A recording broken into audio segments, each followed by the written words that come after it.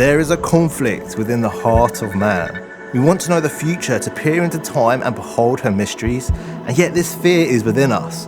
Will we like what we see, or would we rather not know?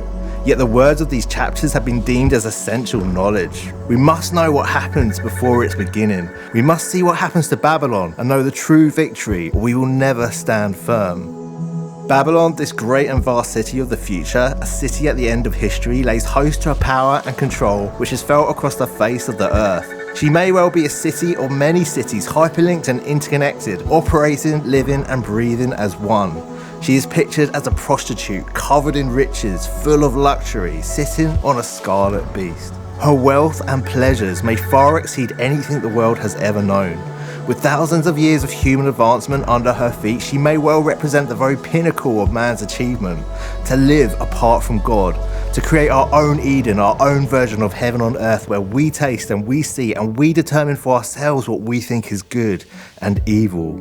Named after her ancient origins, which stretch almost to the beginning of civilization, we see her genesis at the Tower of Babel and her heyday under King Nebuchadnezzar, where her hanging gardens become one of the 7 wonders of the ancient world. While that city now lays in ruins, the project of Babylon has never ceased. Resurrected, this future Babylon again rejects Jesus as king. She has her own king, a king of 10 kings, whose power she sits upon and worships as Lord. Her ways are dark. She practices superstition and sorcery and has deceived the nations.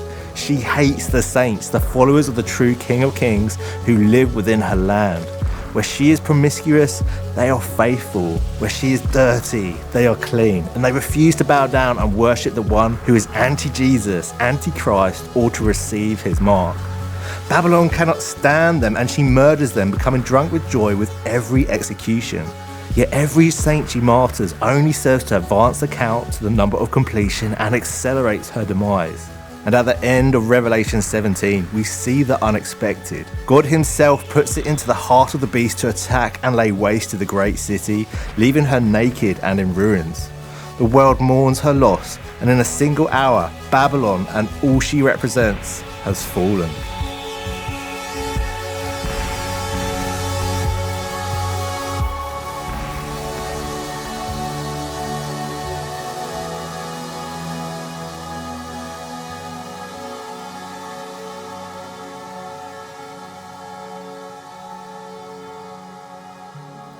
What would it look like to be there as Babylon falls? To be called out of this place you called home, knowing that her demise is imminent. You first see the earth lit up by the radiance of the angel who has come to announce the news, followed by swirls of smoke reaching to the sky as the city burns down. The tangible heat from the fire is immense as God's holy wrath consumes Babylon. Plagues in the form of disease, mourning, and famine spread through the city, and Babylon faces her double penalty for the wrongs she has committed. You hear an uproar as merchants, sailors, and kings weep aloud for the city that they once profited from. The sound of sorrow is suffocating as humanity grieves for their lost temporal treasures. However, as Babylon's doom comes to completion, the noise disappears. You can't hear any more harps or flutes, nor can you hear the rush of business and trade in the city. Where the harsh city lights once shone, now you see Babylon engulfed in darkness once and for all. Fallen is Babylon the Great. This isn't just the fall of the historical, geographical city of Babylon, but the end of mankind's sinful rampage that has lasted for centuries. Babylon is a symbol of humanity's rejection of God and the walls of sin and pride that have been built up in hostility against him. In her prostitution, Babylon continued to be disloyal to God and use unrighteous practices for her own selfish gain. But now, this reflection of the gospel in Revelation 18 witnesses the victory of light over darkness as God's power sweeps evil away, like ashes to the wind. The corruption, the sorcery, the idolatry, debauchery, greed, and every evil power, all is silenced in the wake of God's powerful judgment. Hallelujah, hallelujah, hallelujah. Salvation and glory and power belong to our God.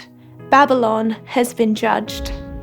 After these things, the 24 elders and the living creatures fall down and worship God once more. After these things, the saints will never face suffering, persecution, or pain. God has avenged the blood of his servants and blessed those who are invited to the wedding celebration of the Lamb. Excitement and anticipation bubble up as you prepare for when heaven opens and Jesus comes riding a white horse, ready to fight the beast.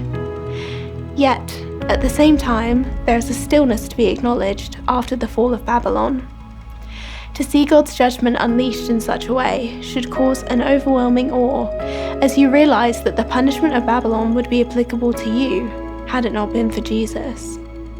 The weight of God's holiness and glory should fuel our celebration as we remain rooted in righteousness.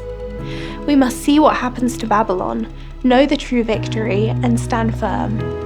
Hallelujah, for the Lord our God, the all-powerful reigns.